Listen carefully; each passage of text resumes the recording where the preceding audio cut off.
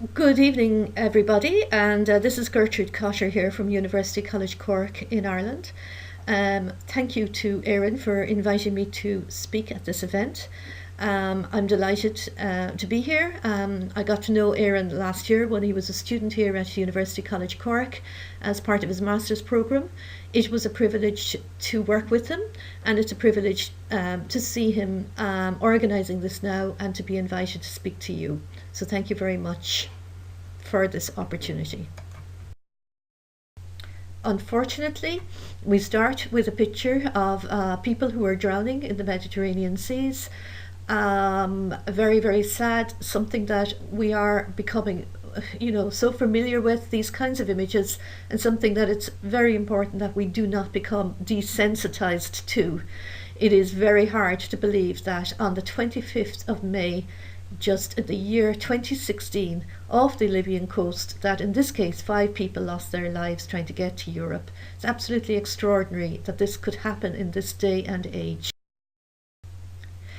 So in terms of the overall figures for the world, the United Nations Human Rights Commission, the UNHCR Human Rights Commission, on the state of the world's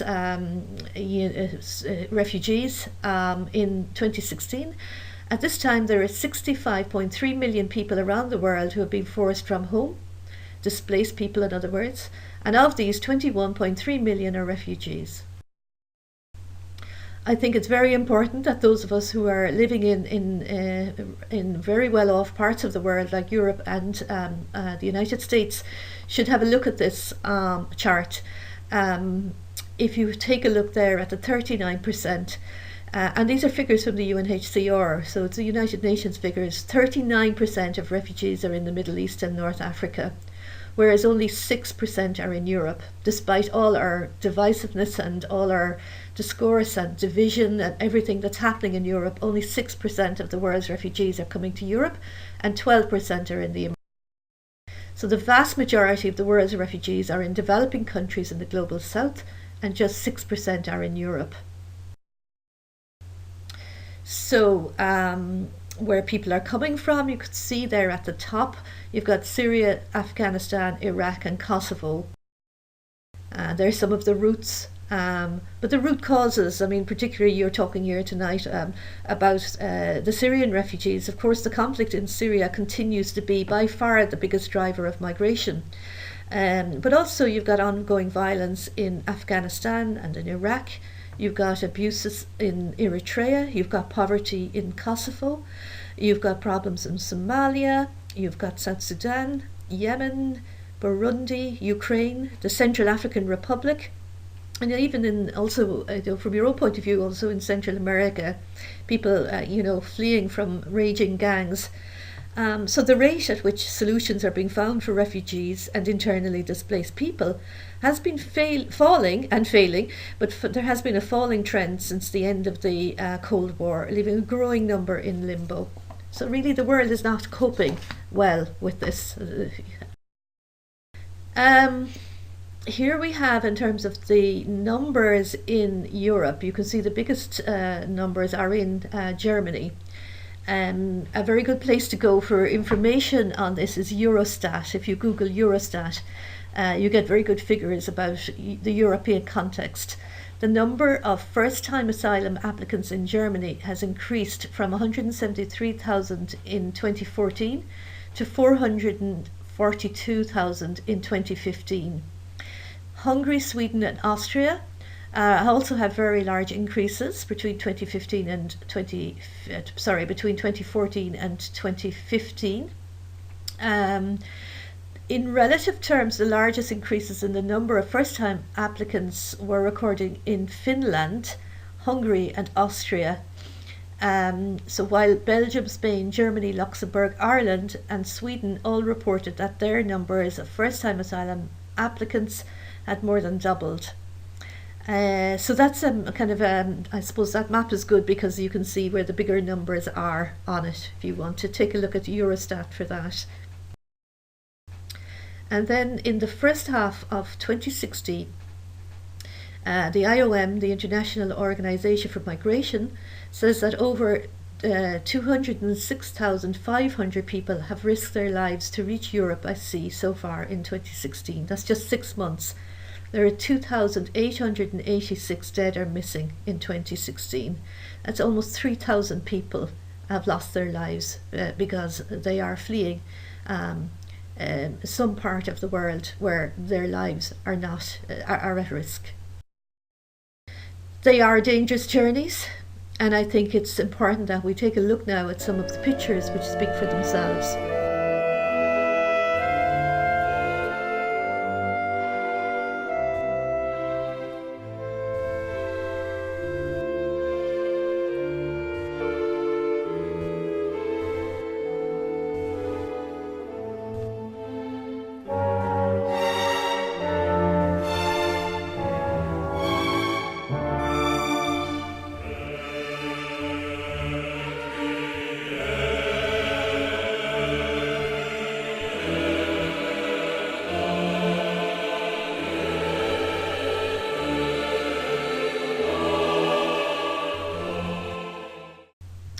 The European response, really very divided. There just hasn't been an effective and principled response. What we have are narrow national government interests, too often displacing sound policy responses to the refugee crisis during the last few years. So, in other words, delaying the protection and shelter for vulnerable people. Although a handful of governments, including Germany and Sweden, did respond a bit more generously last year, although that has changed again. So, to quote the Human Rights Watch organisation, and I quote, "The disjointed beggar thy neighbour responses of EU governments to 1 million arrivals this year has turned a manageable challenge into a full-blown political crisis," something I really do agree with. What's not helping and what's happening is the rise of the far right, unfortunately, like the Pegida in Germany. We have in Austria the leader of the far right party, Norbert Hofer, and in the May this year, 2016, he only just narrowly lost an election, and is in fact contesting the results of those elections. And in France, here we have Marine Le Pen. She's president of the Front National, far-right party. So she's the youngest daughter of the well-known long-time FN leader, Jean-Marie Le Pen. And of course, we then had Brexit. So in the United Kingdom, and this was just last month, on June the 23rd, 2016, 52% of people in the United Kingdom opted to leave the European Union, and just 48% decided to stay. Now, while this was not, a referendum about immigration was a very big part of the discourse and the debate, and there's no doubt, but a lot of people, not all, but a lot of people voted out of Europe because they wanted to have more control over immigration. And there has also been a rise in attacks towards immigrants in recent times, which is very disturbing. What didn't help, there were a number of things that happened, particularly towards the end of 2015. One thing was the attacks on women on New Year's Eve, 2015 to 2016, and the identification by police of asylum seekers among those suspected of involvement in mass theft and sexual assault during the New Year's Eve celebrations in Cologne and in some other German cities. And I suppose this emboldened some of the people who were calling for more closed borders.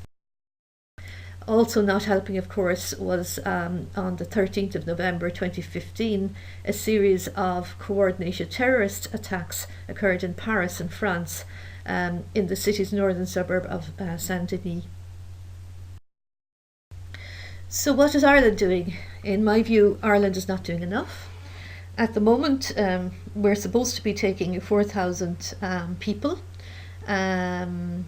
In September 2015, Ireland said that it would take in 4,000 people by the end of 2017. under the EU's relocation programme, which sought to ease the migration crisis in southern Europe. As far as I know, there is just one single Syrian family who has been relocated from Greece at the end of January, and this really is just not good enough. Many of us here would feel very angry, and we would want to see our government doing more, and not just doing more here, but also taking a lead in Europe and taking a proactive role within the European Union, of which Ireland is a member. We need government decisions to channel what are very generous impulses here, like there are in your part of the world. There's many people here who really want to see more effective action. We want to see funding that is available, in fact, from the European Union to be drawn down. We're being, money funding is not an issue here. There's money available in the European Union, so we want to see that being drawn down. And we want to at least see 4,000. Some of us, I in particular, would want to see, I think 4,000 is pittance, tiny numbers. I think we should be looking at 60,000 upwards for Ireland. But however, if we can get beyond one family at this point, I'd be happy.